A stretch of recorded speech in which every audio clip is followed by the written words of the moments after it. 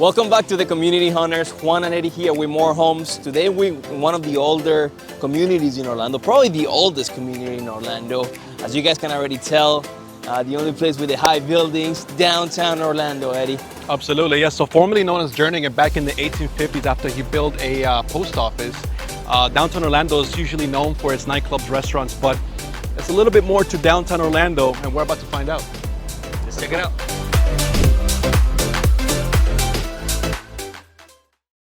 And standing right behind me is the Walt Disney Amphitheater, painted with the pride colors to honor all the 49 victims of the Pulse tragedy back in 2016, was actually this year marks the 6-year anniversary. And today you can enjoy the amphitheater for all performances for the family. All right, so today we decided to do something different. We wanted to interview somebody that's actually a resident. He's a friend of ours, also a resident here in downtown. So before we go to the resident part, we want to talk a little bit about you. So I want to introduce you to Luis Rodriguez. So tell us a little bit about yourself. Who's Luis? So Luis Rodriguez, pretty much just a Puerto Rican kid that tried to make something of myself, strive for greatness, didn't let anything stop me, my background or anything like that. And I'm just grateful to God, first of all, to be in this situation, being able to bless others, having great friendships like Juan, and just the people surrounding. So really, if I could leave anything with you guys, is that you can accomplish anything you want, and that's what I try to strive for when it comes to myself and what I brand. Awesome.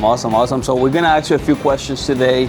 Not that personal. We want to take you more to the why are you here, right? Like why downtown? I know you come from other city, right? You didn't initially start here, living here, right? You were from Puerto Rico, and then from Puerto Rico you moved to what was the state? Yeah, so from Puerto Rico I moved to Rhode Island. I was there for a little bit, a couple years, and then from Rhode Island I ended up moving down to Orlando. Oh, to Orlando, okay. More on the West Coast side. So you did tell me it was like Celebration, Champions Gate, Four Corners? Then after that I moved there, yes. Okay. So I've been, pretty much all over Florida. Right before here I was in Claremont. Claremont, okay. Okay. And I loved it because I love the country aspect of it. Right. I still have horses to this day, so I love land. I love that whole feel of country. Gotcha. So that's why Claremont, I love the hills. Gotcha. But then you start getting into business, and that brought you to downtown, or what was it? So downtown was a few things. One of them being, it was on the bucket list. Like I feel like everybody at one point wants to be like, before they settle down, before they get married, they're like, I just want to live in downtown. Just to kind of get it out the system. So that's one of the reasons why I did it on a personal level. Also, on a business level, I always thought about just the network. Okay. Like I was too comfortable in Claremont. I was too comfortable back there in the country. I was too comfortable just away from everything. It was like, I felt retired. Okay. So I was like, if I move to downtown, I start networking, I force myself to meet people. Yeah, it's more local anyways. And I've met so many relationships even here, like just bumping into people in the elevator, walking down to get something to eat. You just network all the time. Everybody's in the same mindset, entrepreneurs. You have a lot of offices. So it kind of tricks you into building those relationships. So that's really one of the reasons why I chose downtown. Nice. What about the view? Is that another reason why you chose downtown? Yeah, that was on my list. Like I told the person, I was like, it has to be high up. Okay. I didn't want any like 10th floor, 11th floor, like I'm talking about high up, and I have to see the lake. Just because, like I said, I like the country. Nice. So I didn't want to see the city. That's a great view for whoever likes it. But to me, just having that full mixture of the city, the lake, and then you have your kind of your country feel to it. It just kind of mixed both worlds for me, and that's why I loved it. So Luis, how long you been living in Aspire? So I've been here for about 3 months. 3 months, really? That's it? Yeah? It was a recent transition. I'm definitely getting used to the whole transition from Claremont to here. Oh, I bet. Yeah, I bet that you miss the hills, right? Yes, I miss the hills, the country, the city-ish. Not like this. It was different. Yeah, no, for sure. Well, now that you're down here, man, and a young guy like you successful, what do you do for fun? What do you do? So for fun, when I first moved here, I was frustrated because I couldn't use my car. You can't find parking. Right. Everything's one way. Right. That was the biggest frustration. Right. Just kind of understanding that everything's walking distance. Scooters, finding the right routes, just planning your stuff accordingly. So for fun, I realized a lot Lake Yola. Definitely, it's seen in itself. They have restaurants all around, depending if you want something grill-wise. Yeah. You want sushi. Yeah. They have World of Bear down there. Yeah. So you have that for food. You also have your great restaurants coming up. Church Street, maybe a little bit more more expensive. Yeah. And then for fun nightlife, man, there's a lot from outside bars. There's billiards. You have your regular clubs, which is just in your center over here, if that's what you're into, and the music.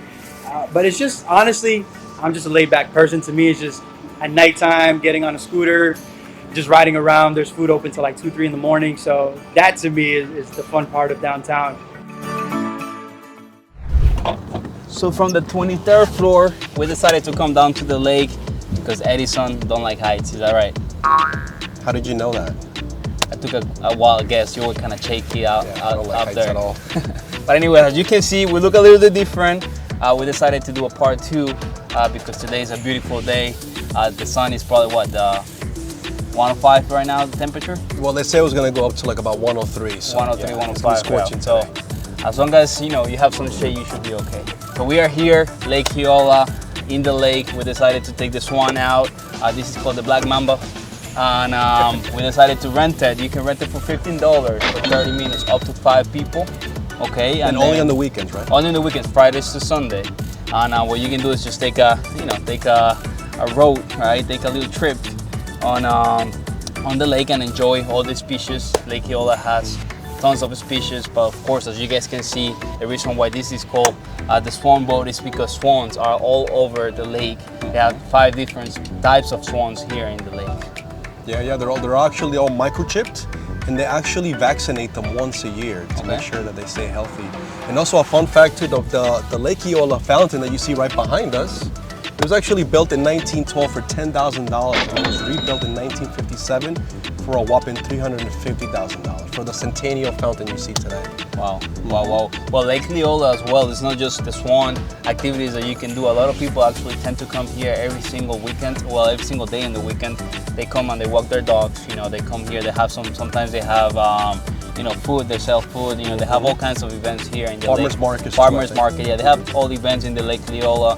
So it's a very attractive for families to get away from the normal, coming to the city, seeing the high buildings, and it's a very nice space. You see a lot of dogs, a lot of animals, and you get to enjoy some food with your family as well.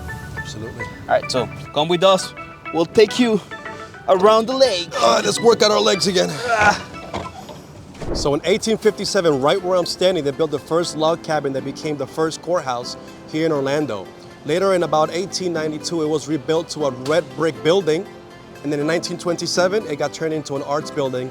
And by the year 2000, it became the Orange County Regional History Center.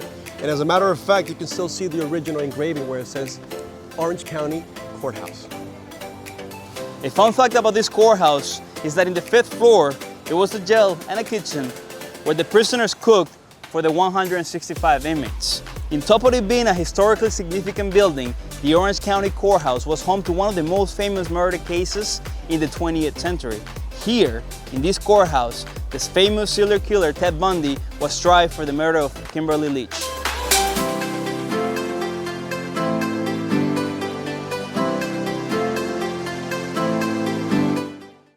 If you're Floridian, you already know that if it's sunny, it could rain at any time. We decided to stop here at Kelly's Handmade Ice Cream, delicious ice cream by the way, to enjoy the ice cream while we look at the rain, right? And while we do that, we wanted to talk about the real estate market. Here in downtown Orlando, the average price for a home is around $315,000, Eddie. You already know that the market is slowing down for sure. And if you guys want to rent, you could pay anywhere between $1,700 to $3,000. Man, this is really good. Good. All right, guys, thanks so much for watching. Don't forget to subscribe, and I'm gonna go back to eating this ice cream before it's all gone. You're gonna get another one? Let's go get another one, yes. Do it.